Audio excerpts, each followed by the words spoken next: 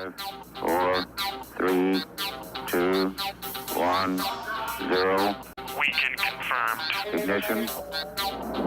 Liftoff.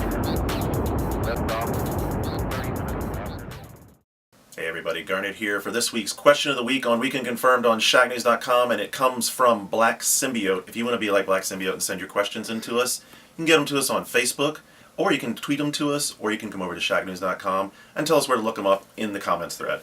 He asks me, well, I guess he, I don't know. Sorry if you're not a he. What are your feelings on gaming news outlets getting free games, even if they don't do reviews, and should it happen? I think the larger question, actually, that Black Symbiote's getting at here is, what's the deal with free games in the games media market? And basically, PR is an interesting beast in games media. It's all about getting attention for the games, and it's very much focused on having people who are respected as a voice in the industry talk about your game and promote it to the community that's out there interested in it. The funny thing about previews, and especially early coverage that's a little bit different from review coverage, is that reviews are typically read by a broader audience.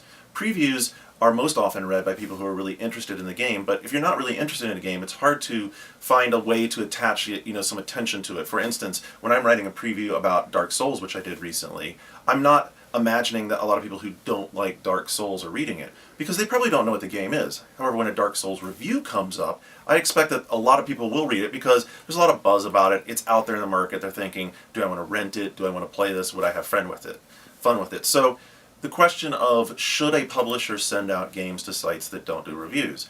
And I think that that's really up to the publisher, and it's also up to the site how they want to handle that. We accept review copies, and once we're done with them, we put them into a library. And this is the same system that we used at Ziff Davis, and it's the same system that I know a number of other outlets use. And one of the benefits to us of having a library is that as we talk about games 2 years or 3 years from now, and we want to go back and refer back to those games, we have them built into our library. However, it's also a good way to differentiate between the academic definition of journalism and what we do in media. And what we do in media is all about using our experience and our long time history of playing lots of games to try and paint a really good picture of what a game is like when we see it and play it. For instance, when we're playing the new Twisted Metal, we're thinking about all the Twisted Metal games we played, all the car combat games we played, the state of modern online, and trying to come up with an ideal idea of, how do we communicate to the audience, and will people like it? So, to answer your question, I don't think that we can say, well, you should or shouldn't do it. It's a question that each outlet and publisher has to answer for themselves. Hope you enjoyed this week's question. Be sure to send yours in to us here at Weekend Confirmed on ShackNews.com.